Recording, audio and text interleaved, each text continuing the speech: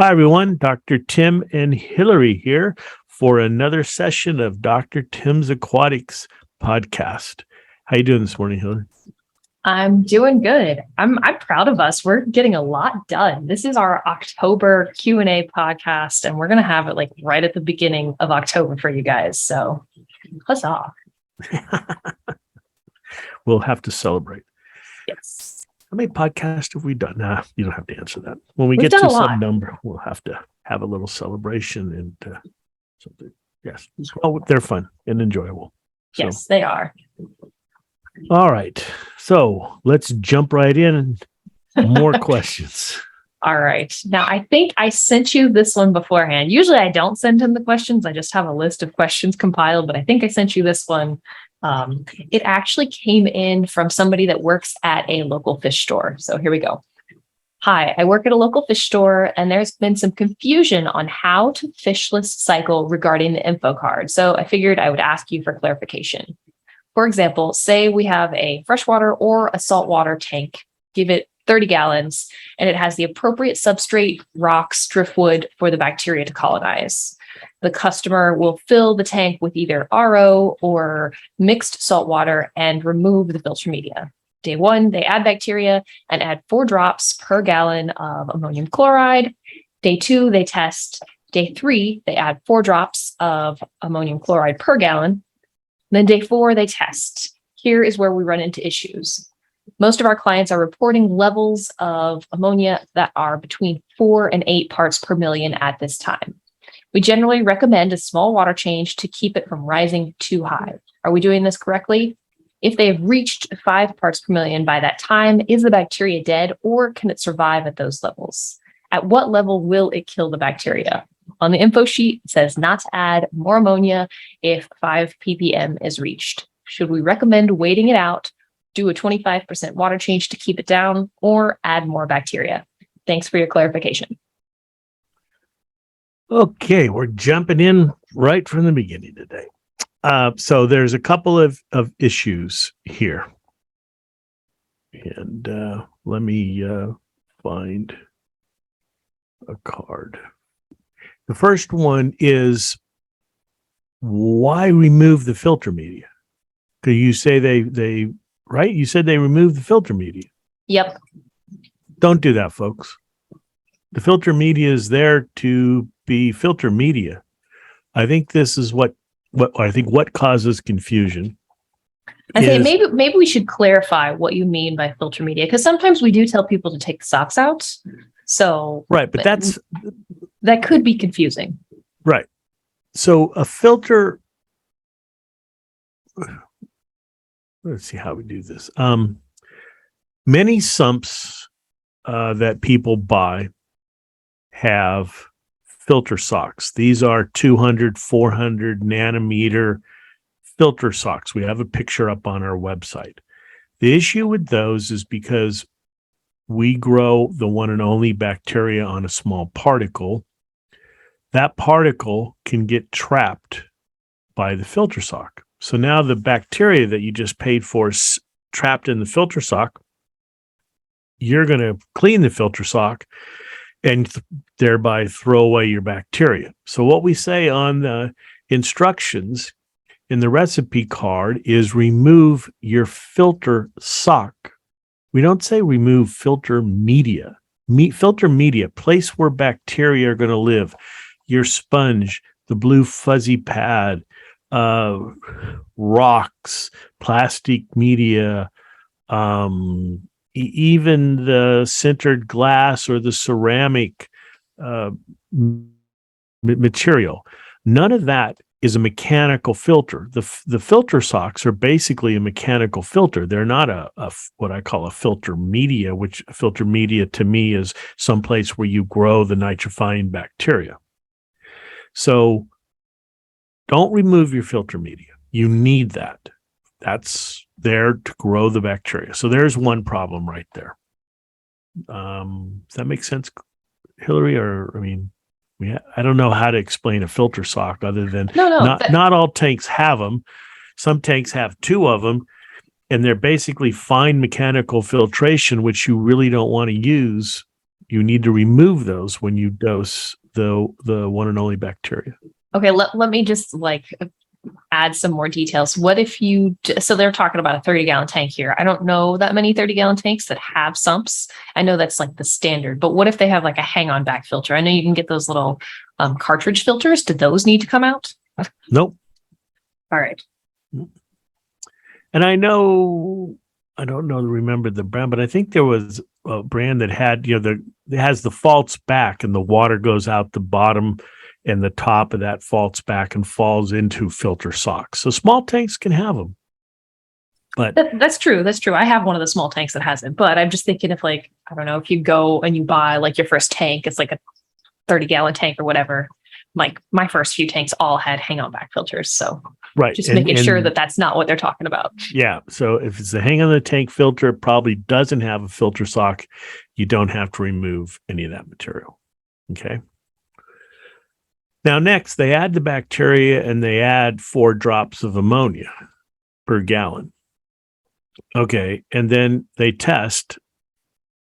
And then the next day they add another 4 drops. Well, here's part of the issue. What we say on here is don't add ammonia when you do the test, if ammonia or nitrite are over 5 parts per million, don't add more ammonia. And it seems here that they're telling people, and we've had this, I've seen the last couple of days where people, they test, but the instruction says add ammonia on day 3, so they just add it. But that isn't a definitive, you have to add ammonia on day 3. You only add ammonia on day 3 if the ammonia that you added on day 1 has been reduced. It's not at a high level.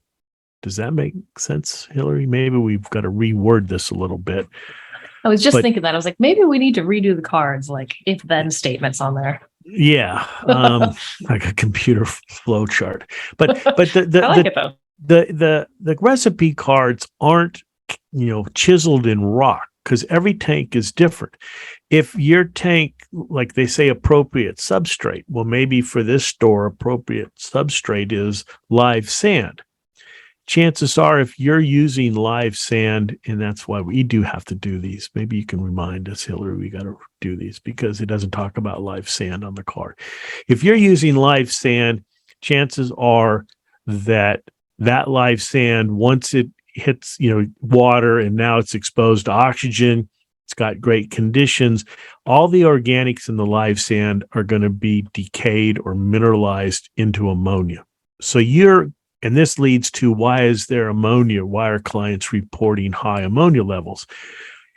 Most likely using live sand, which adds ammonia to the system. Excuse me.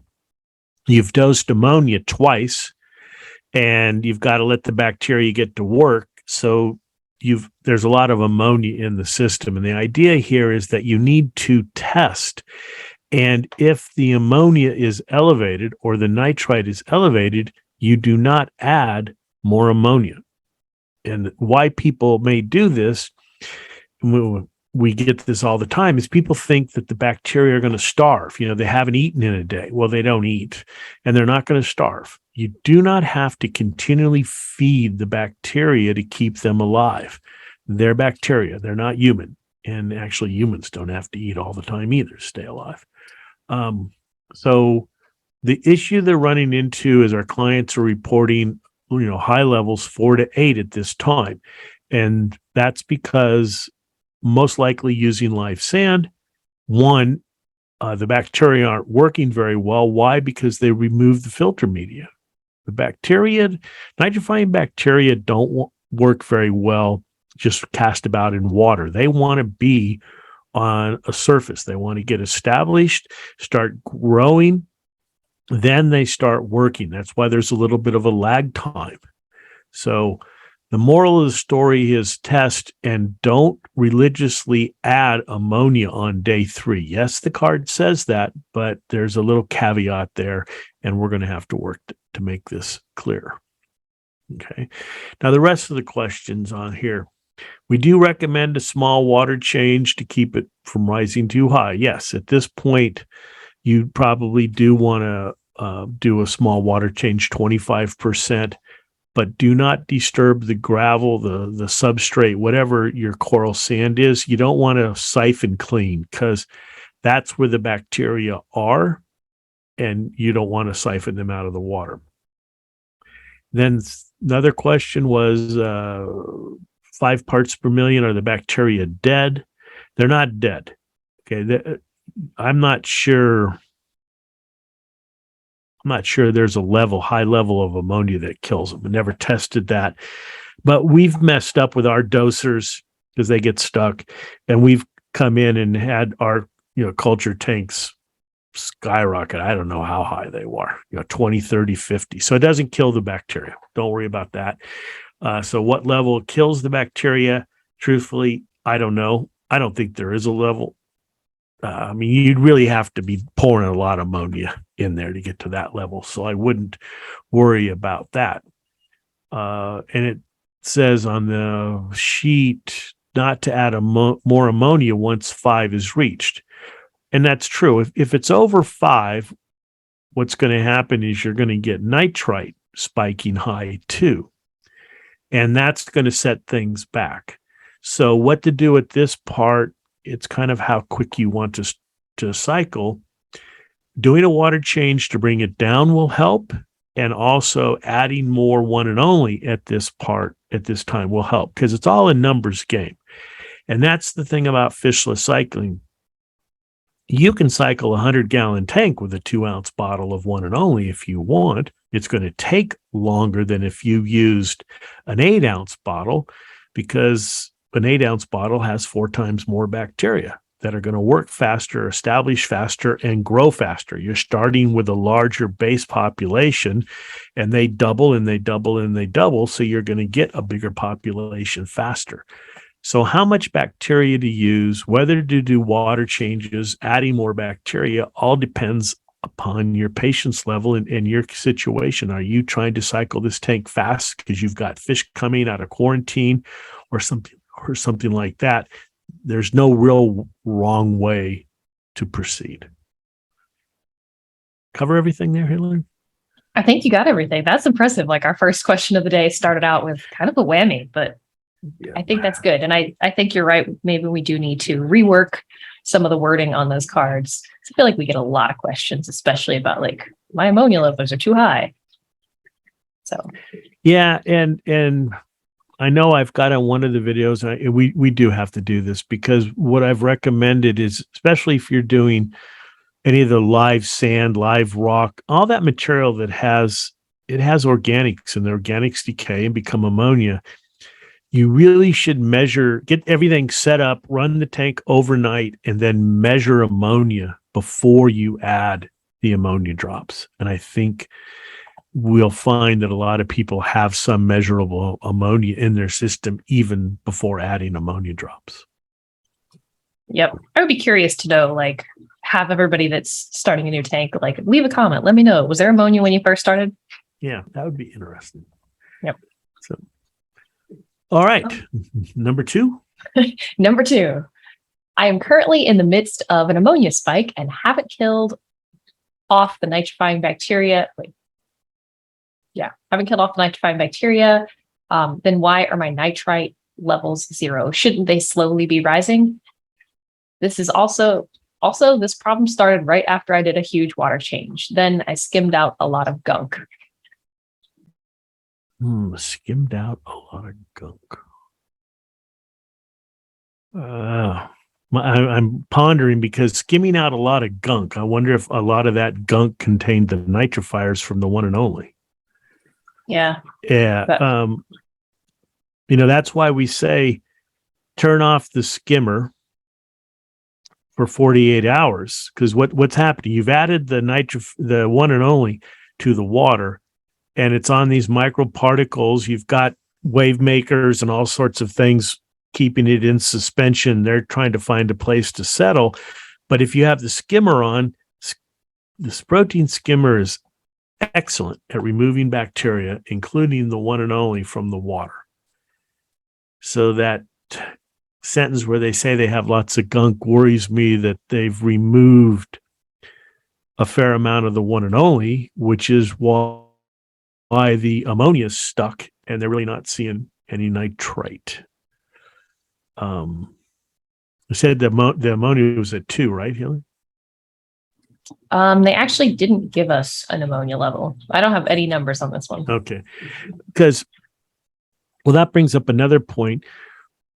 We grow the bacteria, and when we mix them, because we have the ammonia nitrifying bacteria separate from the nitrifying bacteria, then we mix them.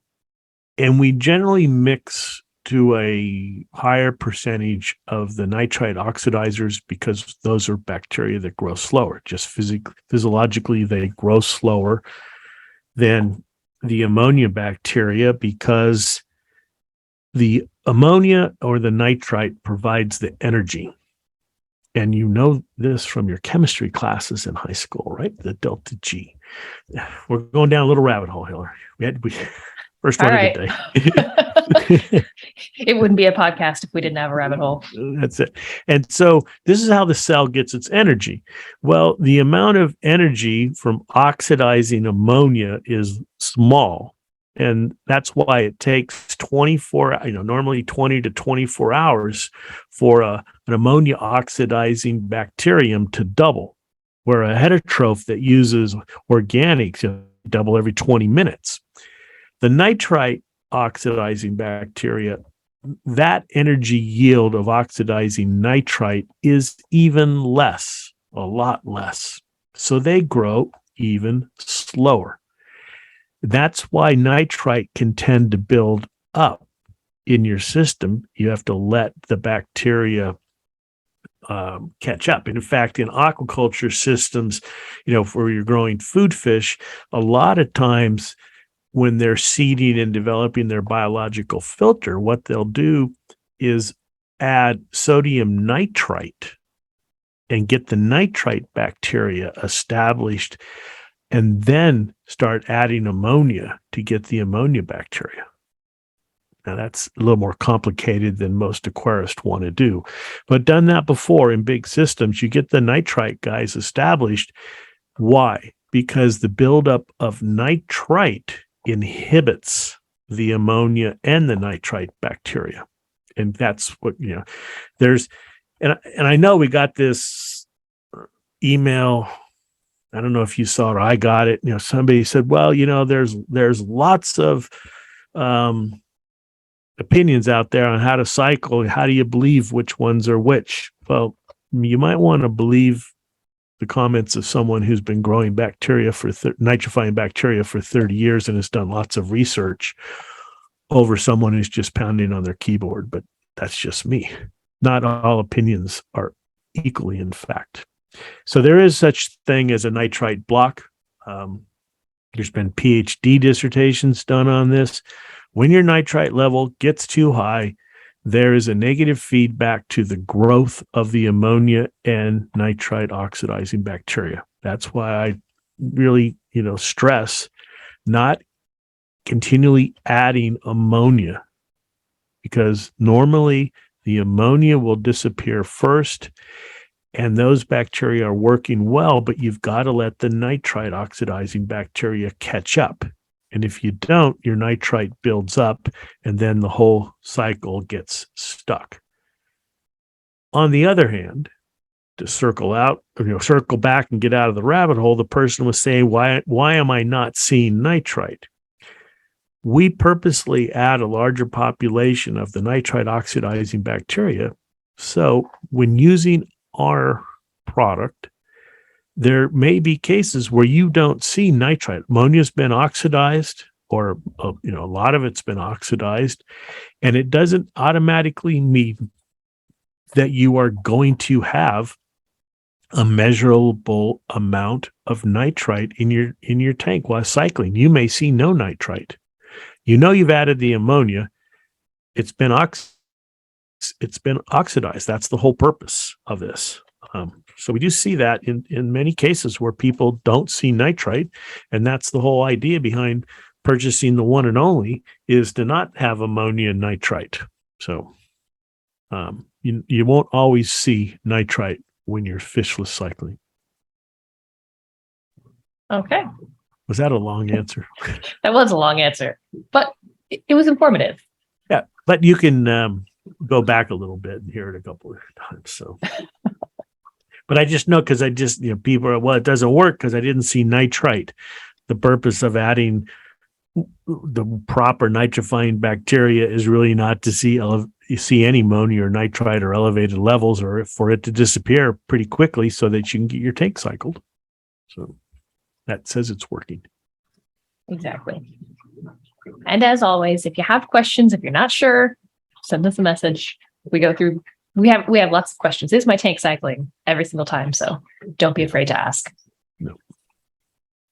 Okay, let's move on to question number 3. I accidentally spiked my ammonia to 5 parts per million on day 1 of the fishless cycle.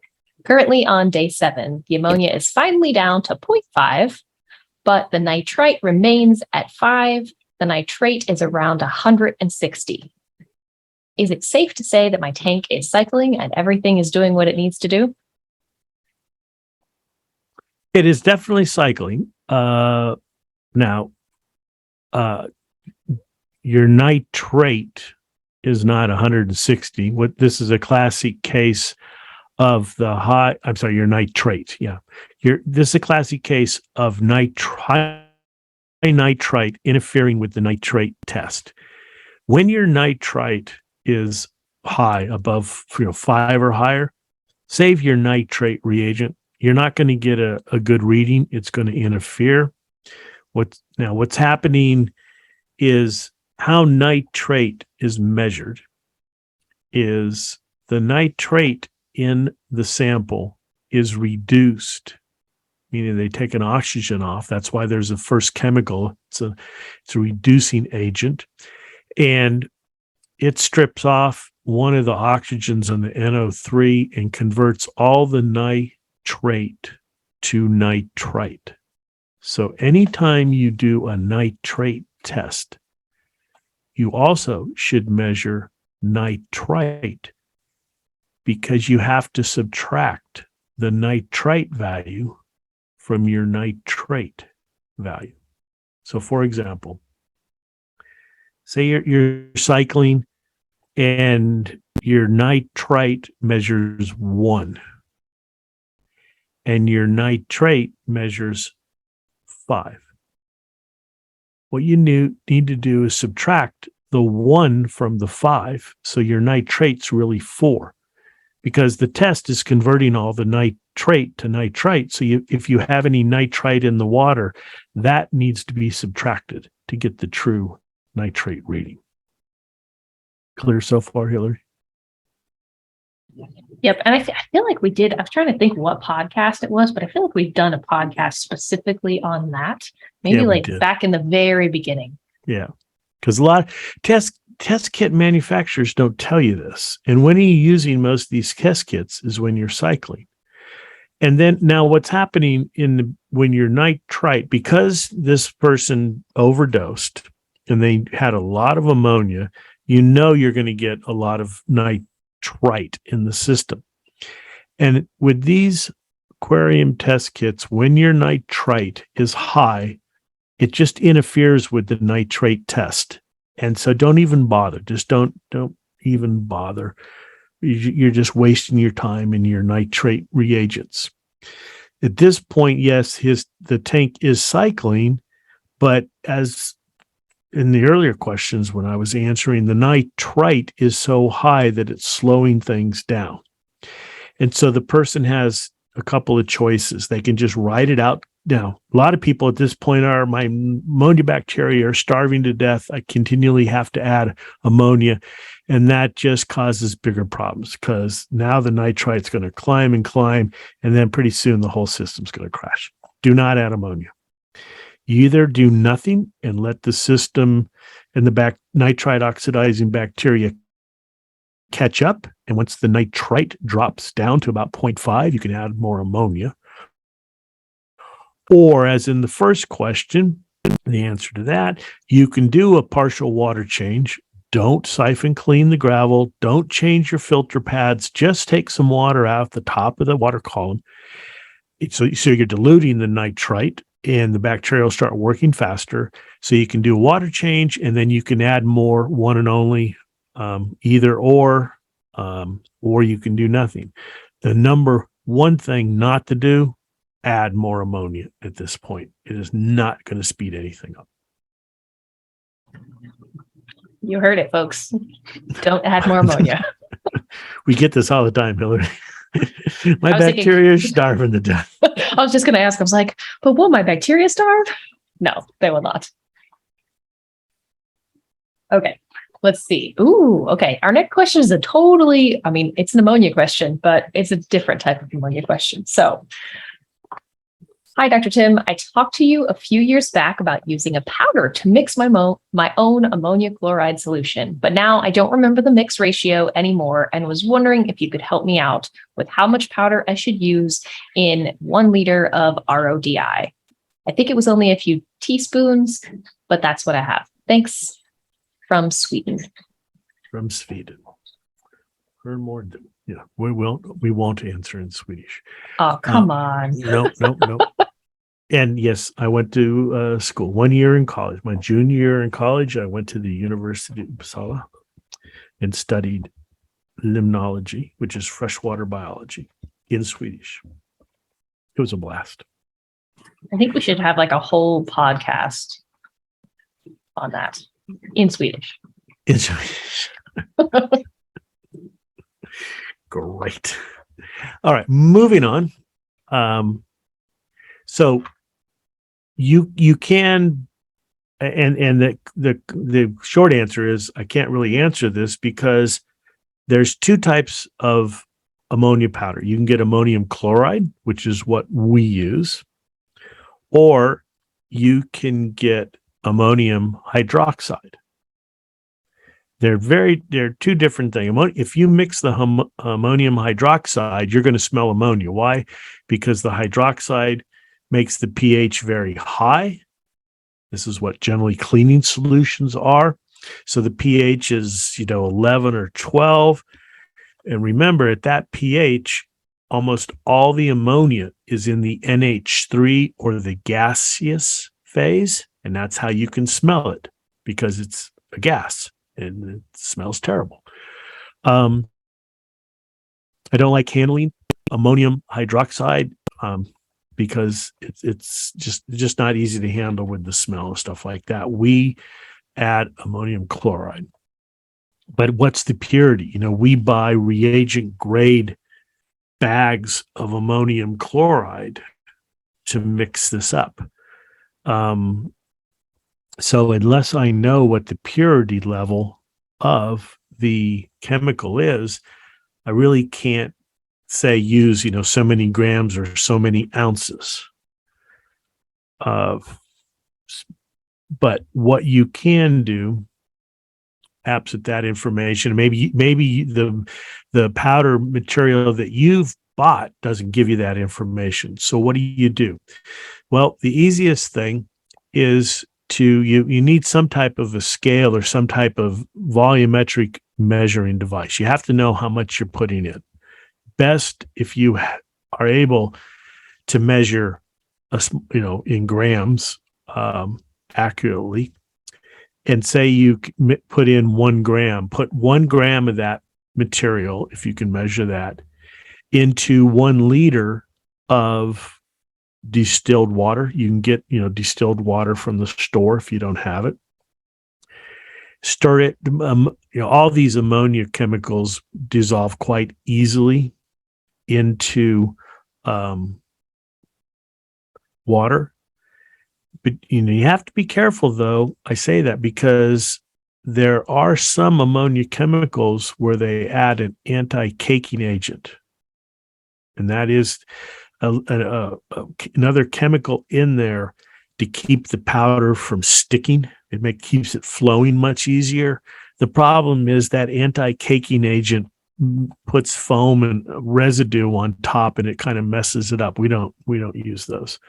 But anyways, put a known amount, volume, grams, into 1 liter, stir it really well till it's dissolved, and then do your ammonia test. And that will tell you if you get a concentration of 2 or 3. Now you may have to dilute because your ammonia kit only goes up to a certain amount, and chances are the concentration of ammonia in that 1 liter is much higher. So you're going to have to take some water out and dilute it, 2 or 3 times to keep a record. You take, say, 10 mils out, mix it with 10 mils of DI water, mix that well, take that and dilute it again 50% so you can get within the range of your test kit. And then you're going to have to multiply your reading, if you've diluted it half by 2, if you've diluted the half by 4, and so on,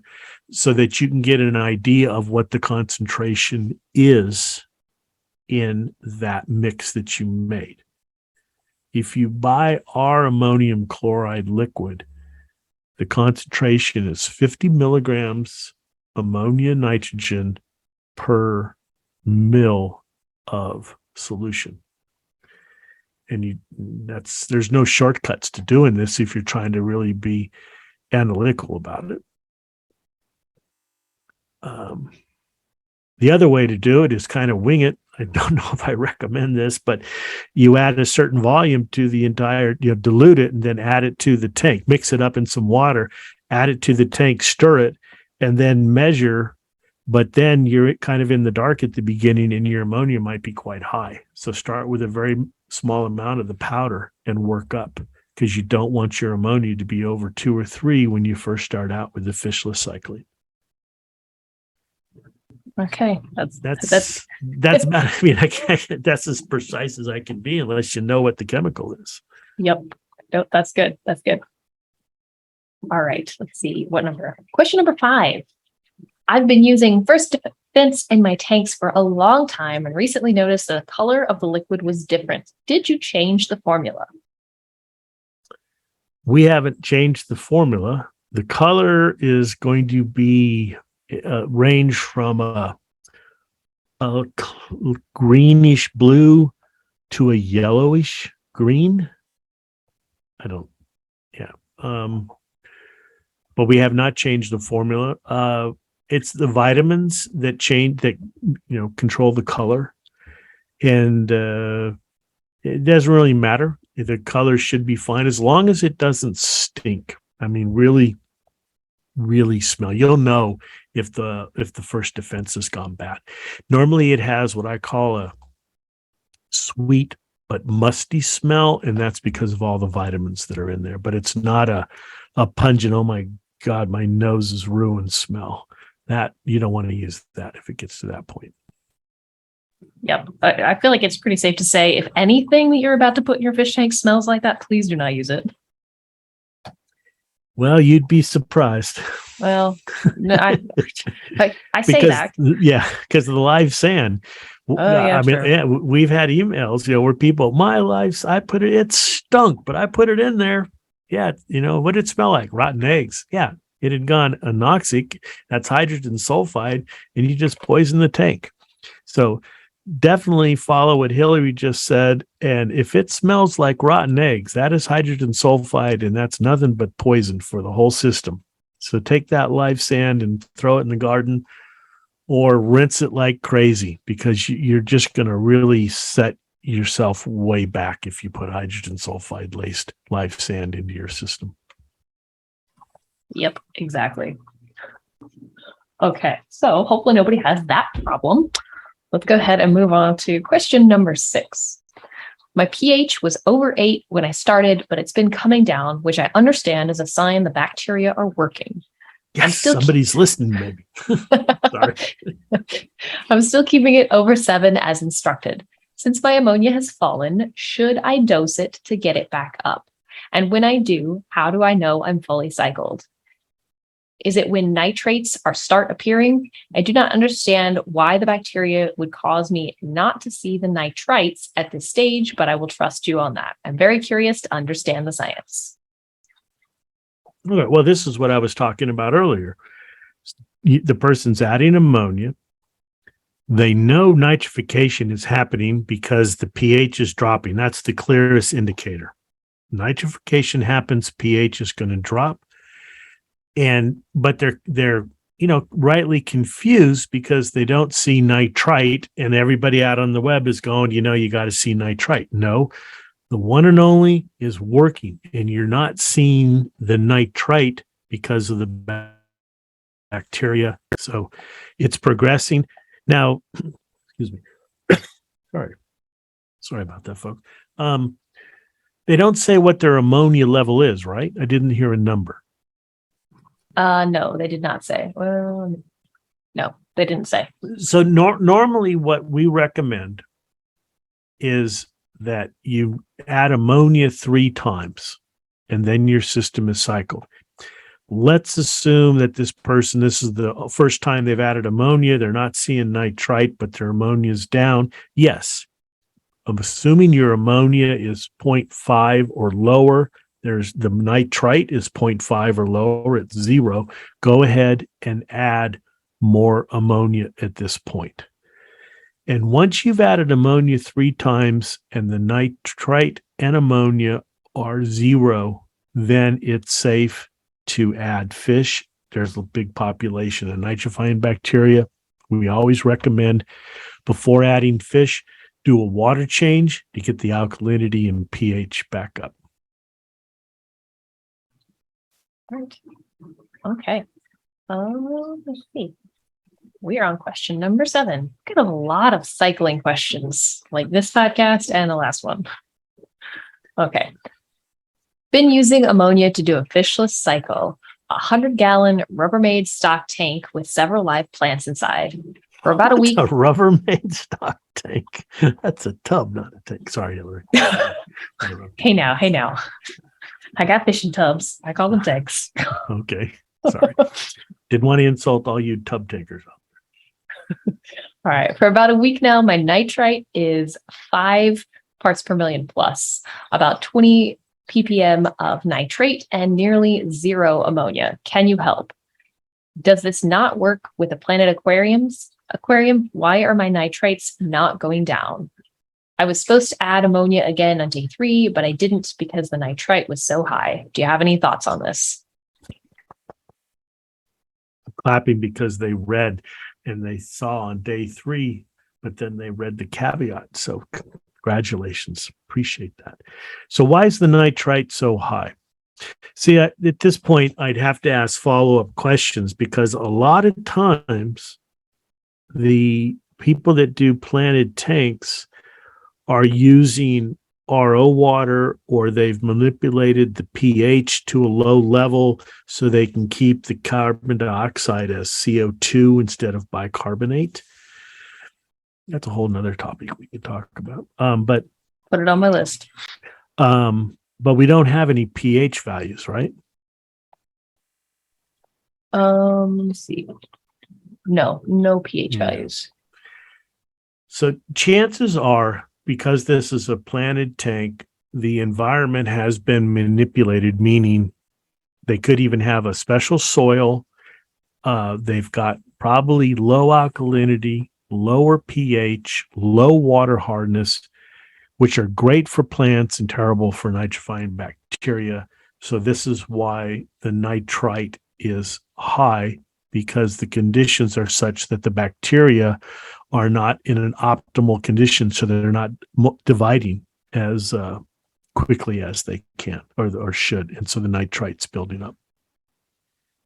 That's my best guess. Okay. Let's check out question number 8. Hi, which version of the one and only should I use in a brackish tank? I put the freshwater one in before realizing it. Is it okay to just put the saltwater version in too, or do I need to start again with a new cycle? Well, the best version to use in a brackish tank is the saltwater or reef version. It can tolerate a much wider range of salinity than the freshwater version. You don't have to start over. There's not going to be any interference. I'm not sure where this all got started about bacteria nitrifiers interfering with each other. Sounds great, but it doesn't go that way. So you can just add the marine version, saltwater or reef to the system to get it going. Or, the freshwater bacteria will work. It's just going to take them longer. So again, it depends on how fast you want things to get going. Okay. Now, along those exact same lines, question number 9 is, what is the difference between the one and only for reef and the one and only for saltwater? Oh, easy. Nothing. The reef and the saltwater are the same exact composition of bacteria.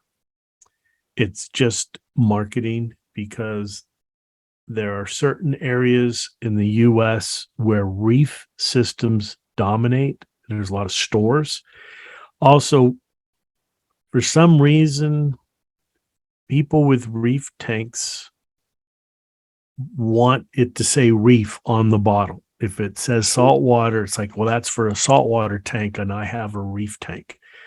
So when we started the company years ago, we had 2 labels because it's reef people want reef labeled product, and so it's exactly the same. There's no difference between what's in the bottle between the saltwater and the reef versions of one and only. Okay. Now, again, I feel like all of these questions are kind of clustered together. I bought the freshwater Eco Balance by mistake. Can I still use this product in a reef tank? Yes, you can. You can use any of the products in any type of an aquarium. It's all a degree of efficacy and speed. Most people want things fixed fast. And would it be better to use the saltwater version? Yes, but the freshwater version is not going to harm anything. It's not going to be toxic. It's still going to help. So you're fine. And then follow up to that, if you don't mind, is people get, they panic. And I think you've seen these emails where people, I added the freshwater mistakenly to my saltwater. Is everything going to die? No, none of our products are going to kill your fish. Okay, so it's just one of those things you don't have to worry about. It's not going to happen. Oh, here's another one for you.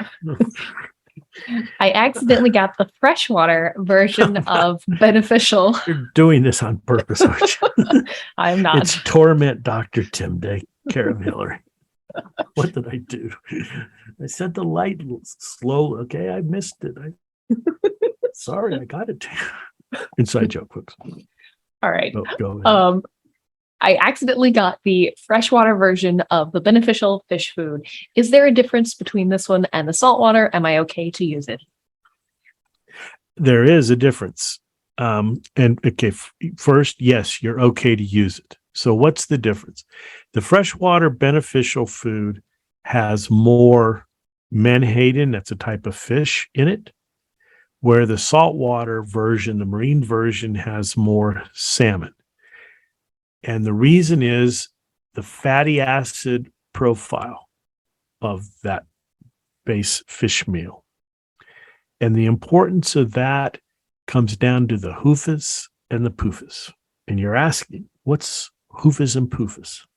Right, Hillary? I know you are. So I am, but I was going to say, I think we've done a podcast on that. We have. So hufas, highly unsaturated fatty acids, pufas, polyunsaturated fatty acids. It turns out freshwater, all fish need both, but freshwater fish can make their hufas from pufas. So they can make the highly unsaturated fatty acids from polyunsaturated fatty acids. Saltwater fish can't. You have to have the hufas, the highly unsaturated fatty acids, in the diet because they cannot manufacture them on their own. That is why it is a very poor practice to feed a strict freshwater food, which is generally cheaper, constantly to your saltwater fish. If you feed once in a while, you're going to be fine. But over time, dietary problems happen generally over time. We eat too many hamburgers and not enough vegetables over time. And so continuously feeding a freshwater diet to marine fish can result in poor health problems for your marine fish because they're not getting the fatty acid profile that they need. So definitely, a quality food manufacturer, there will be a difference between the freshwater and the salt. Just like I just said, it all boils down to the hoofas and the poofas generally. And so feed saltwater feeds to your saltwater fish, and that's the difference, the main difference between our two diets. Okay, that's good to know. And with more information, like Hillary said, we've done a podcast on our foods and feeding. Yes, that is true. All right. I don't think we're going to have enough time to get through all of these. I have a whole bunch of questions, and I still have a large handful more that are fairly complex. So I'm going to give you one more question, and maybe we'll have to do a bonus Q&A episode. No problem. I like the Q&A. I mean, and we've got to figure out how, people have these questions, and unfortunately, we're not up 24/7 answering questions. How can we get this to people where they can get these answers? I mean, we do have questions and answers, and we have videos, and we have the podcast. Hopefully that is a resource that people know and can get answers in a timely fashion, since we're not, 1-800 call Dr. Tim doesn't exist and is not going to exist. You beat me to it. Yeah, I knew you were going. Okay, all right. Last question then. Last question of the day. I have a question about balanced nutrients. I test my parameters religiously, and my nitrate has stayed at 1 to 2 for at least the last 6 months.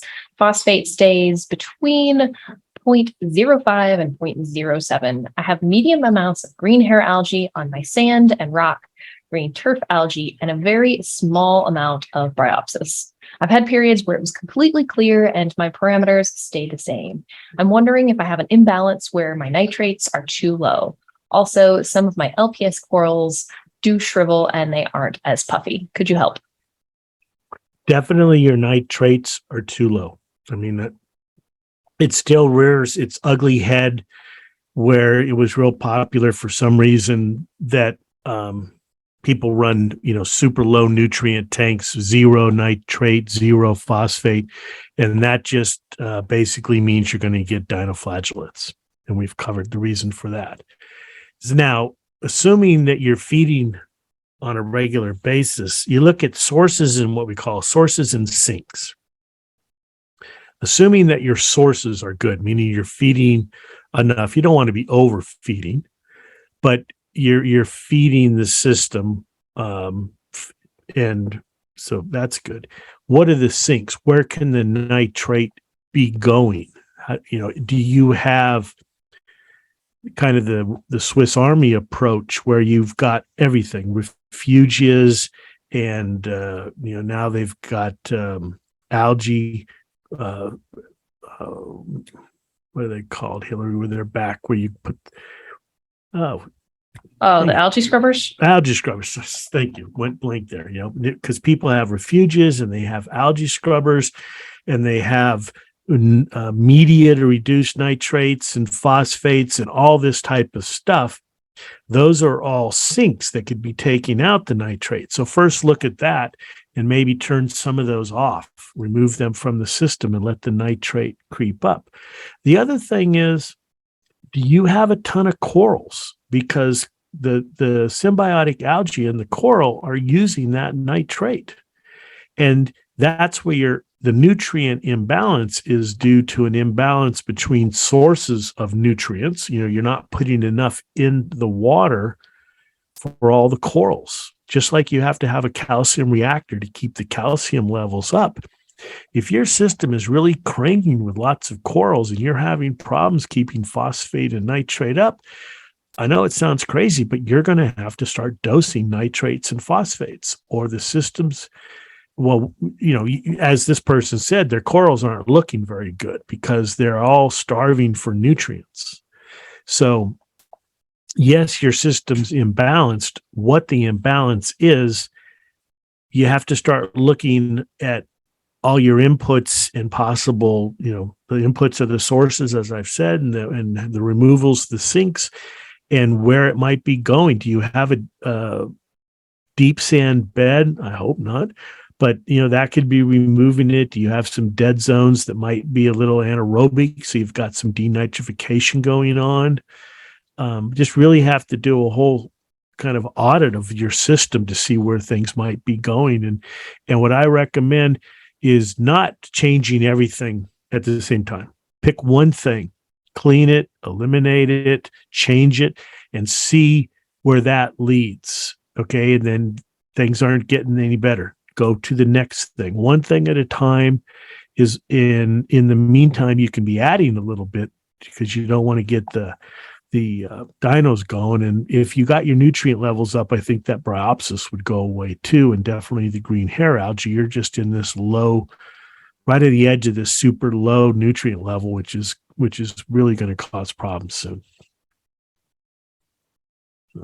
Yeah, I think Mark Levinson had a YouTube episode where he was talking about like when you're changing things for the better and like fixing things, don't do it all at once. Do it slow. Everything did not happen overnight for the most part. So like take your time, slow it down when you're trying to get back out of those problem situations. Right. And when you change something, don't expect, I did this last night. It's 8:00 in the morning. I should be great. No. It's going to take a few days, and that's why you should keep a log, just, some notes, take pictures. Everybody's got a cell phone. I look at them all the time at the shows. If people want to show their tank, but, don't expect things to happen super fast. Nothing happens super fast. Nothing good happens super fast in your reef tank or any of your aquariums. So, patience is definitely the prime virtue here, folks.